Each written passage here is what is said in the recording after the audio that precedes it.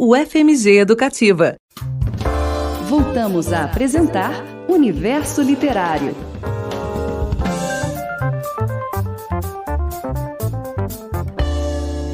Bom dia, de volta com o Universo Literário. Se você chegou agora, seja muito bem-vinda e bem-vinda. Bora até às 10 da manhã com o melhor da literatura e da música brasileira. E tá na hora da gente bater um papo com o escritor Nélio Silzantov, ele que é o autor do livro A Finitude das Coisas. Agora, no Universo Literário, prosa aberta. Medíamos os pés à cabeça, como quem confere se a imagem real se assemelhava com aquela guardada na memória. Era óbvio que havíamos mudado e permanecemos os mesmos durante todo esse tempo. Tínhamos tanta conversa para pôr em dia e outros tantos silêncios e não saber o que dizer para compartilhar. Quanto tempo levaríamos para perdoar o que fosse preciso, virar a página ou abandonar em definitivo essa história? Tá aí uma coisa que naquele instante passou por minha cabeça e mesmo agora não saberia dizer. Esse foi um trecho do livro A Finitude das Coisas, do escritor Nélio Silzantov, a história de 4 amigos, vivendo intensamente a juventude, passeando pelos submundos da cidade regados a violências e vícios. Nélio Silzantov é licenciado em Filosofia pela Universidade Estadual do Sudoeste da Bahia, mestre em Estudos de Literatura e doutorando em Educação, ambas pela Universidade Federal de São Carlos. Além de escritor, é também crítico literário e professor. Em 2023, o escritor foi semifinalista do Prêmio Jabuti com a obra BR 2466, ou A Pátria que os Pariu. Agora, Nélio Silzantov volta à cena literária com o livro A Finitude das Coisas. A obra é como um grande quebra-cabeça que se monta a cada página, descortinando o processo de entendimento dos enredos e personagens. Assim, o desenrolar da trama evidencia como as personagens tentam desafiar a profecia anunciada por um deles, que dizia que 2 não chegariam à vida adulta, um se tornaria religioso e o outro se conformaria com uma vida comum e ordinária. Ao flertar com o romance de formação, o horizonte de uma vida adulta se torna um enigma a ser desvendado. Se passando na década de 1990 e focada no movimento da contracultura, a história é repleta de referências culturais e sociais da época. O livro A Finitude das Coisas pode ser um acesso a referências compartilhadas e um mergulho em memórias coletivas. Então, para nos contar mais sobre o livro, convidamos o escritor Nélio Silzantov. Bom dia, Nélio Silzantov. Seja muito bem-vindo ao Universo Literário aqui da Rádio FMG Educativa. Muito obrigada pela sua participação. É um prazer tê-lo conosco. O prazer é todo meu, Michele. Eu agradeço pelo convite, pela oportunidade de estar aqui falando um pouco sobre meu trabalho. Enfim, muito obrigado. Obrigada, Nélio. E A Finitude das Coisas usa o cenário da contracultura no interior da Bahia, nos anos 1990, como pano de fundo. O que era esse cenário? O que é a contracultura e como a obra surge a partir disso? Bom, no caso de Vitória da Conquista, especificamente nessa década de meados ali de 1990, né, a gente está falando de uma cidade do interior baiano, bem distante da capital, completamente diferente, digamos assim, do cenário cultural da capital ou de qualquer outra capital do país, né? Mas que, apesar da distância desses grandes centros urbanos, chega muita coisa de fora, e muita coisa de todo o país, e a juventude dessa época, digamos assim, era uma juventude considerada uma juventude antenada. Então, fazer esse recorte nessa juventude, que tem acesso, digamos assim, a tudo aquilo que está sendo produzido naquele momento, como, por exemplo, o movimento rock de Seattle, né, as bandas de Seattle dessa época, Nirvana, Soundgarden, L7, Hole, enfim, chegava facilmente ali. Então, a ideia também de fazer esse recorte é meio que quebrar um pouco do estereótipo, né, do que é uma cidade do interior da Bahia. E na sua obra, Nélio, você conta a história de 4 personagens vivendo intensamente a juventude. Além disso, o livro apresenta uma série de temas, desde as questões sociais e relações interpessoais até violência e morte. Como é que foi para você escrever sobre questões tão sensíveis e como é que a história desses personagens é construída? Bom, esse romance ele faz parte de um projeto que é problematizar a cidade, minha cidade natal, Vitória da Conquista. O primeiro romance ele se passa num período mais atual, digamos assim, já novo milênio, né, os anos 2000.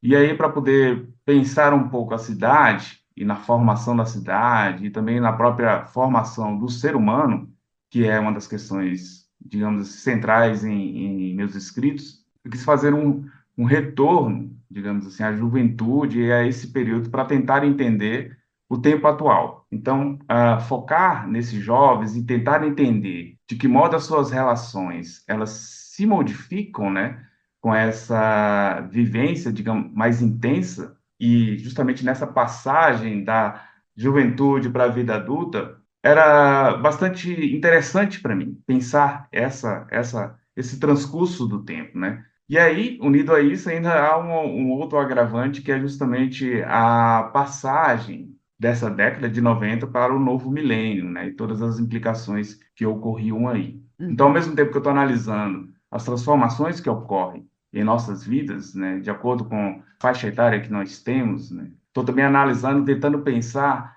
de que modo a cidade se transforma e de que modo essas transformações também acabam afetando as pessoas, né? Uhum. Foi uma revisitação do meu passado pessoal, de certo modo, né? Das coisas que eu vivi, das coisas que alguns amigos viveram, e a gente tenta fazer essa retomada pensando, é claro, do ponto de vista ficcional, né? De que modo é possível falar de uma juventude diante de todas essas transformações. E Nélio, a narrativa do livro, ela não é linear. O que que te fez construir a história dessa maneira e ainda ser narrada pela única mulher do grupo?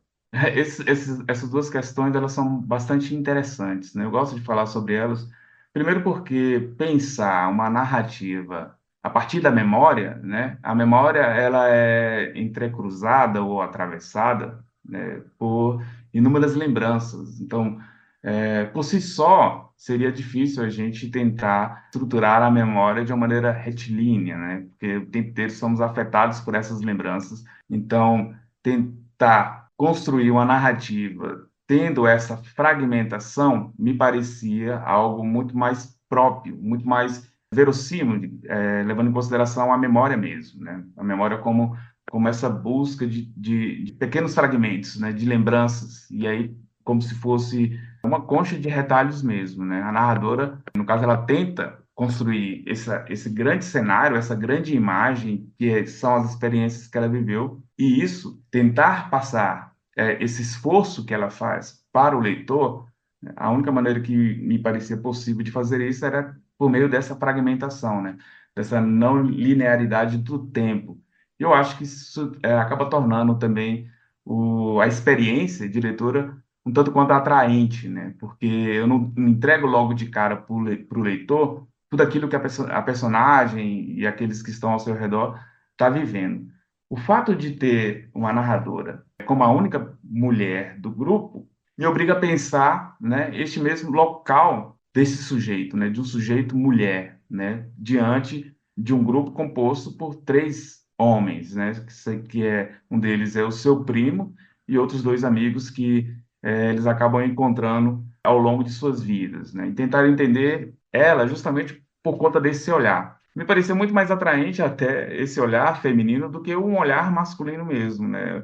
Ou seja, um homem olhando para um grupo de outros homens poderia não me entregar uma imagem mais rica e mais problematizadora do que o olhar, uma visão de uma mulher, né? Tentando não só entender como essa masculinidade ou como este mundo masculino se apresenta diante dos seus olhos, né? Mas também tentando entender de que modo o seu eu, né, enquanto pessoa, ela acaba sendo afetada por isso, né? Então, durante a narrativa, eu vou problematizando essas questões também.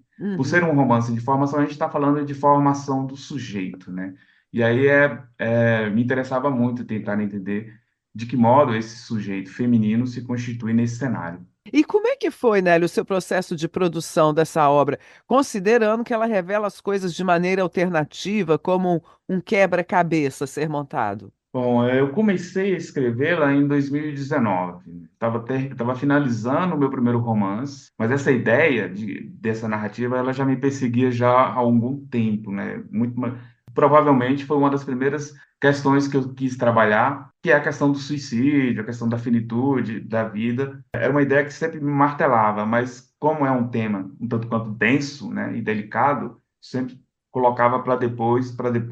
Quando eu estava finalizando o primeiro romance, senti uma angústia profunda, né, de colocar pelo menos um esboço dentro do papel, digamos assim. E aí, de 2019, eu fiz essa primeira versão, né, que é uma versão muito mais enxuta, onde eu pude colocar o esqueleto, digamos assim, da história, né, daquilo que eu gostaria de construir.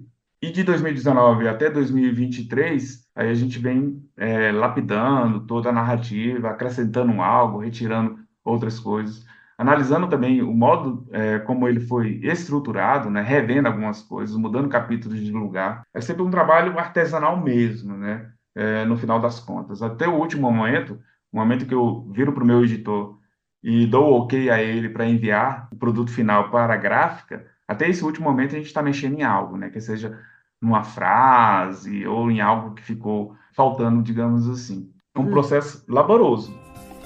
Agora, Nélio, seu livro é repleto de referências sociais, culturais dos anos 1990. Você falou aí uma série de grupos, e tem também as questões literárias, filosóficas. Conta um pouco sobre essas referências e como elas aparecem no livro, por favor. Eu gosto muito de compartilhar com o leitor, né, aquilo que faz parte do meu universo, do meu repertório, né, cultural, né, do repertório cultural, do repertório também intelectual, da minha formação, né, como pensador da sociedade, como pensador da arte também. Então, eu acho que trazer essas referências acaba contribuindo para isso também, e que, de certo modo, é uma forma pedagógica, digamos assim, de exercitar a literatura, né? De poder passar para alguém que não conhece, por exemplo, quem foi o Van Gogh, por exemplo, né? De poder dizer para essa pessoa que existiu um pintor holandês, uma outra referência musical. Por outro lado, também, trabalhar essas referências assim, eu acho que ela acaba enriquecendo a narrativa, porque olhando de fora para a obra literária, né, durante a nossa vida prática mesmo, a gente é constituído por essas referências, né, por aquilo que a gente lê, por aquilo que a gente ouve, né, pelos filmes que assistimos. Então, nada mais natural para mim do que trazer também essa vivência que é comum a todos nós para dentro da literatura. Então, faz parte para mim de algo que é indissociável. Ao construir um personagem, eu tenho que trazer para a obra aquilo que ele consome enquanto cultura ou enquanto formação do seu próprio discurso, né? E Nélio, esse cenário, né, ele pode levar muitos leitores a se identificarem com as situações e os personagens de uma maneira nostálgica. Que tipo de efeito você espera causar nos leitores com a sua obra? Primeiro, de curiosidade, para quem não vivenciou essa época, de tentar entender um pouco melhor como foi esse período. O outro é esse mesmo de tentar provocar no leitor uma certa nostalgia, né? Sobretudo para aqueles que vivenciaram este período histórico, né? De rever determinadas referências que acabaram não fazendo parte do seu cotidiano, né? De ter ficado para trás. Como a gente é um ser em constante mudança, é muito provável que a gente pare de escutar determinadas bandas ou determinada experiência de arte mesmo, ou de cultura. Pode não fazer mais parte, da nossa rotina diária, né? Como isso é bastante comum, proporcionar isso ao leitor me parece bastante oportuno, né? Porque a literatura, além de provocar sentimentos diante dos sofrimentos ou diante de tudo aquilo que o personagem passa, eu acho que a literatura também é um local de fazer com que nós revisitemos determinados cenários, né? E por se tratar de um cenário específico, né, de um cenário de uma época, para além da experiência histórica, me parece bastante interessante também fazer as pessoas reviver neste encontro, digamos assim, com alguma música, com algum filme, né, que é referenciado na obra. E Nélio, a gente tem que destacar também que Vitória da Conquista é o cenário, né, dessa história. Como é que a cidade dialoga com a narrativa e quais as problemáticas em relação a ela que você apresenta? Por tratar a cidade como um outro personagem na história, né? Eu comecei iniciando falando que este projeto literário meu tenta problematizar a cidade, fazê-la com que ela se torne um outro personagem é ir além de mostrar os cenários urbanos, né? De além de mostrar que nessa cidade existe uma praça, que existia um cinema, enfim, é dar muito mais alma para ela. E aí, quando eu olho para essa cidade e vejo as transformações que ela sofreu ao longo do tempo, eu tento entender a lógica de como alguma cidade se constitui, né? Há um determinado trecho em que eu falo isso, né? Que algumas cidades elas são formadas ou pensadas para o bem-estar das pessoas, né? Seus gestores, digamos assim, eles pensam no bem-estar da população, em construir praças, arborizar as ruas, né?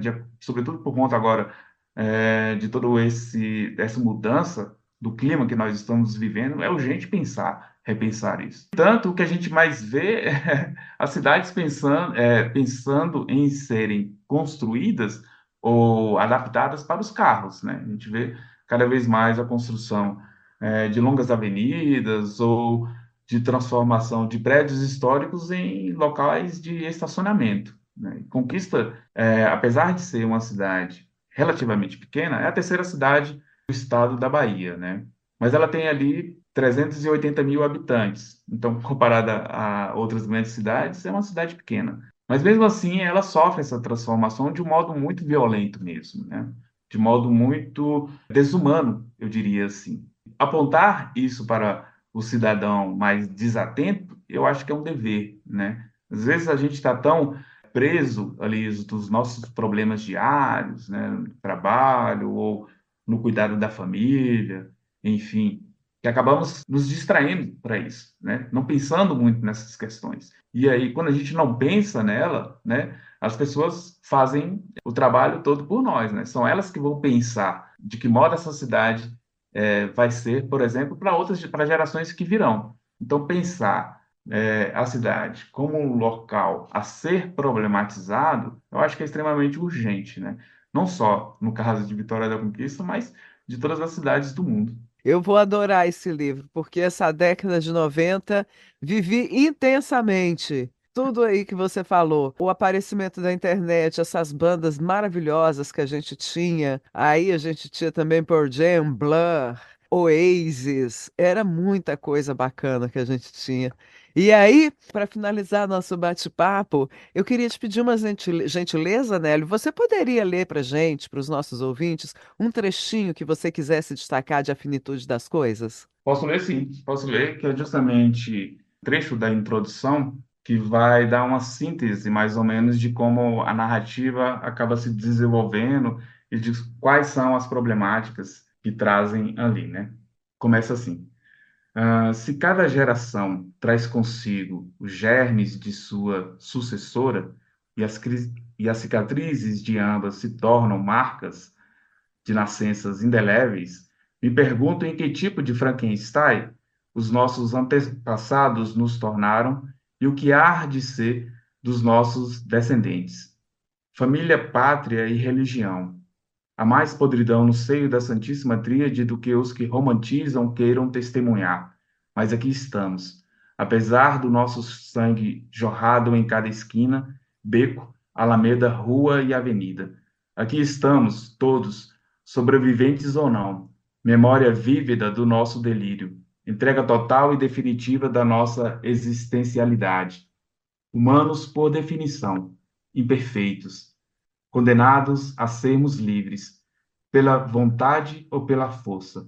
Havíamos chegado até ali, apesar de nós mesmos e de todos ao nosso redor. Diziam que eu tinha sorte de estar vivo. Sim, eu e todos os outros, juntos com você e todos os outros. Mas a esperança de um futuro melhor para a minha geração era tão ilusória quanto as ilhas metaforizadas por Hannah Arendt.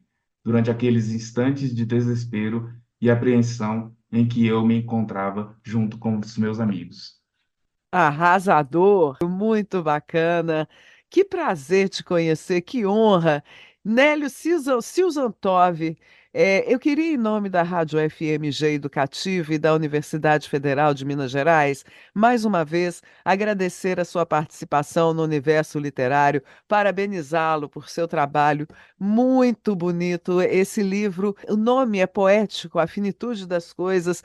Eu acho que é uma leitura válida e necessária e sucesso, que ele conquiste o Brasil e o mundo. E eu queria te falar, Nélio, que o nosso microfone ele está sempre aberto para suas novidades, tá bom? Olha, eu agradeço a oportunidade, Michele, a você e a todos da rádio. Eu acho que quanto mais espaços para a gente levar literatura e cultura para as pessoas, né, melhor, né? A gente sabe que temos uma população muito carente de ter acesso, de consumir a arte mesmo, né? E encontrar, né, na rádio o FMG, essa oportunidade eu acho que assim de uma grandiosidade sem medida, assim, eu me sinto honrado por isso, né, por estar ocupando de certo modo esse espaço.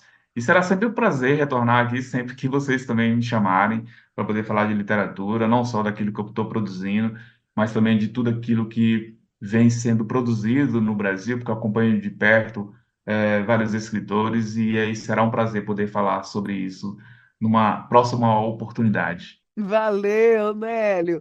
Um beijo grande para você. Bom dia, boa semana. Espero falar com você em breve, tá bom? Ok. Tchau, tchau. E esse foi o bate-papo da nossa segunda-feira com o escritor Nélio Silzantov, ele que é autor do livro A Finitude das Coisas, e nós conversamos sobre o processo de escrita da obra, os personagens, narrativas e o cenário em que a história foi construída. A obra narra o dia a dia de 4 amigos que vivem a juventude intensamente em Vitória da Conquista, na Bahia, em 1990. Eles tentam desafiar uma profecia que foi anunciada por um deles, que dizia que 2 não chegariam à vida adulta, um se tornaria religioso e o outro acabaria se conformando em uma vida comum. A Finitude das Coisas é uma publicação da editora Patuá e está disponível no site da editora, que é editorapatuá.com.br, editorapatuá.com.br. E você também pode seguir o Nélio lá no Instagram, @Nélio Silzantov, @Nélio Silzantov, tá bom? O FM